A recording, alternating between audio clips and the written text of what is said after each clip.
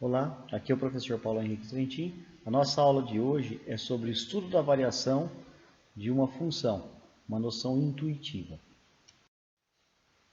Então, observem que eu trouxe aqui o exemplo da função y igual a e elevado a menos x quadrado, e a gente vai usar o critério da primeira derivada para identificar os intervalos de crescimento e decrescimento da função, a existência de pontos de máximo ou pontos de mínimos locais da função.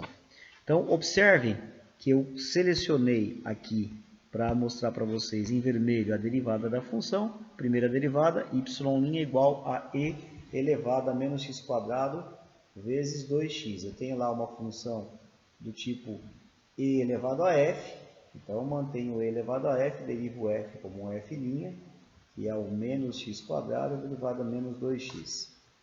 Aí eu pego essa primeira derivada, igualo a zero.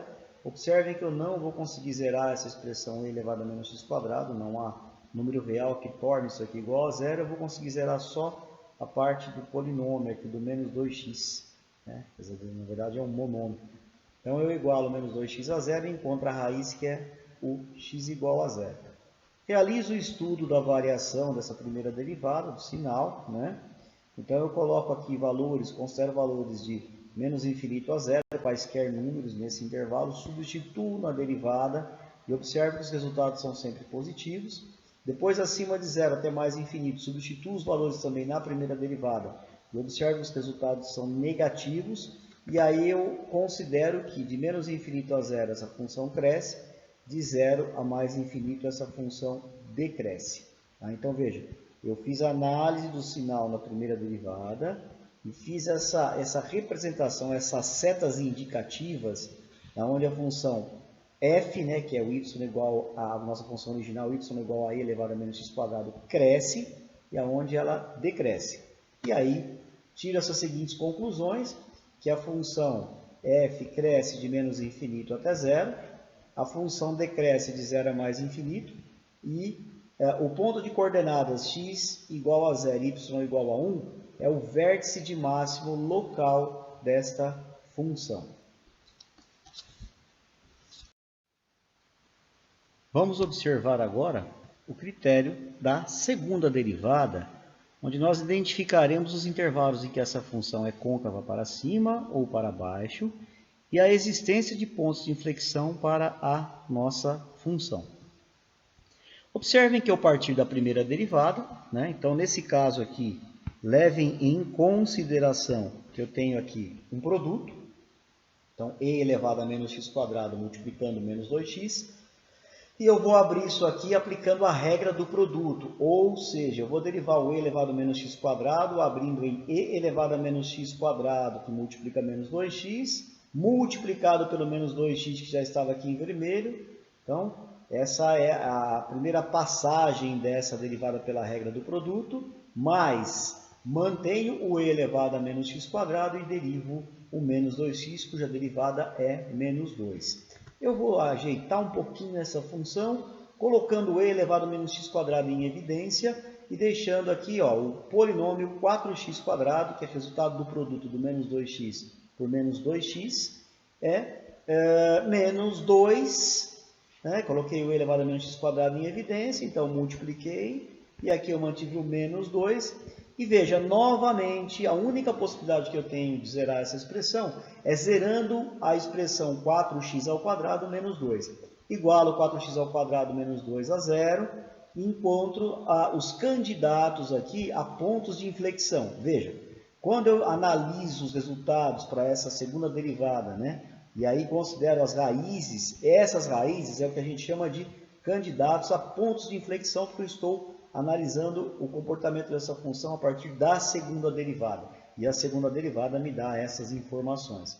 Na sequência, eu realizo o estudo do sinal no intervalo de menos infinito até menos raiz de 2 sobre 2, de menos raiz de 2 sobre 2 até mais raiz de 2 sobre 2, e de raiz de 2 sobre 2 até mais infinito. E obtenho esses resultados. Então, faço o teste de valores, né? Por exemplo, aqui menos 3, substituo nessa segunda derivada, entre menos raiz de 2 sobre 2 e mais raiz de 2 sobre 2, eu vou usar o zero, né?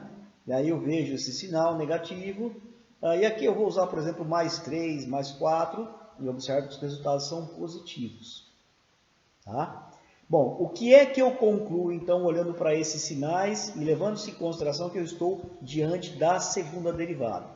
Observem que eu fiz uma simbologia aqui representativa de que eu tenho, nesse intervalo de menos infinito até menos raiz de 2 sobre 2, a concavidade da função y igual a e elevado a menos x quadrado, a nossa função original, a nossa função que está sendo estudada com base na segunda derivada, de menos raiz de 2 sobre 2 até mais raiz de 2 sobre 2, ela tem a concavidade para baixo, porque aqui ela assumiu valores negativos, essa segunda derivada, e de mais raiz de 2 sobre 2 até mais infinito, por ter sumido valores positivos, eu tenho a concavidade voltada para cima.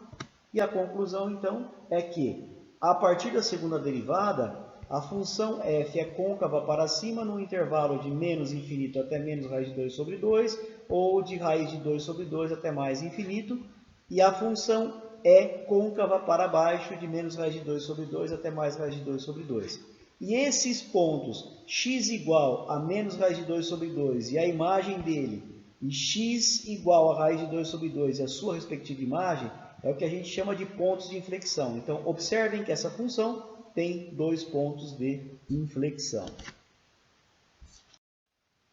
Bom, observem que neste ponto, nesse slide, eu trouxe para vocês a representação gráfica dessa função que nós fizemos aí a análise da primeira e da segunda derivada. Lembrando, primeira derivada, nós tivemos a análise do comportamento da função, onde ela cresce e decresce, a existência ou não de pontos de máximo.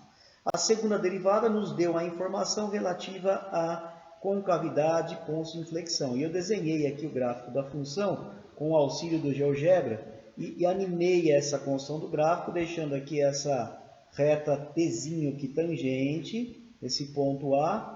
Anotei o ponto B e o ponto C, que são pontos de inflexão, mudança da concavidade. Veja, ó, concavidade voltada para cima, aqui concavidade voltada para baixo, entre menos B e C, né? Lembrando que aqui é o x igual a menos raiz de 2 sobre 2, e aqui é esse coordenada x igual a raiz de 2 sobre 2, são pontos de inflexão. E o ponto de máximo, x igual a 0, y igual a 1, né?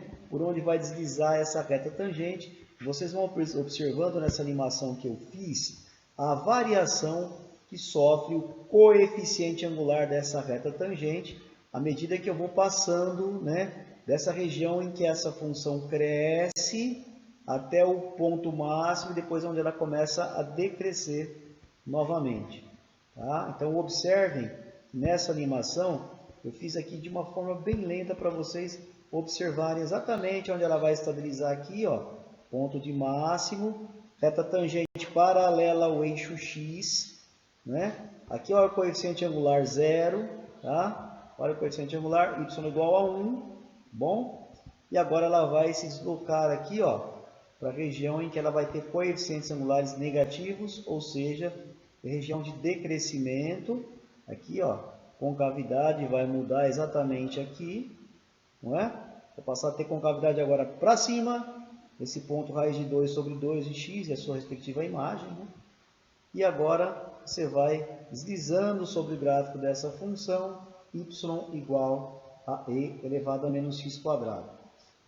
Eu gostaria de chamar a atenção de vocês que essa última parte, que é essa parte que encerra o nosso estudo, ela deverá ser retomada no cálculo 2, né?